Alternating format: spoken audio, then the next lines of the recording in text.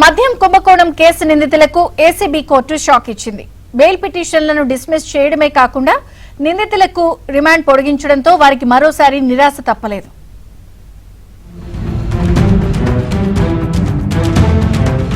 AP liquor scam నిందితులకు శుక్రవారంతో remand ముగియడంతో 7 నిందితులను SIT అధికారులు ఏసీబీ కోర్టుకు తీసుకొచ్చారు.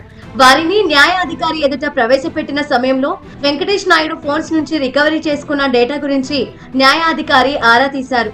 2 రోజుల్లో డేటా పూర్తవుతుందని, కోర్టుకు వివరాలు అందిస్తామని ప్రాసిక్యూషన్ తరఫున న్యాయవాది రాజేంద్ర ప్రసాద్ వివరించారు. దీంతో ఏసీబీ కోర్టు న్యాయాధికారి 7 నిందితులకు నవంబర్ 7వ తేదీ వరకు రిమాండ్ పొడిగించారు. అనంతరం నిందితులను విజయవాడ, గుంటూరు జైలుకు సిట్ అధికారులు తరలించారు. ఇక మధ్యాహ్నం నుంచి అందరిలో ఒకే టెన్షన్.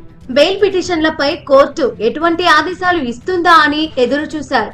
నిందితులు జైలుకు వెళ్లినా వారి కుటుంబ సభ్యులు, సన్నిహితులు కోర్టు వద్దే ఉన్నారు. మధ్యాహ్నం 2:30కు 7 బెయిల్ పిటిషన్లను డిస్మిస్ చేస్తున్నట్లు ఏసీబీ కోర్టు ఉత్తర్వులు ఇచ్చింది. దీంతో అప్పటి వరకు బెయిల్ వస్తుందని ఎదురు చూసిన వారంతా నిరాశతో అక్కడి నుంచి వెనుతిరిగారు. మద్యం కుంభకోణం కేసులో మొత్తం 12 మందిని సిట్ అరెస్టు చేయగా వారిలో పైలా దిలీప్, మిథున్ రెడ్డిలకు రెగ్యులర్ బెయిల్, ధనుంజయ రెడ్డి, కృష్ణమోహన్ రెడ్డి, బాలాజీ గోవిందప్పలకు డిఫాల్ట్ బెయిల్ మంజూరు చేయడంతో వారు బయటే ఉన్నారు.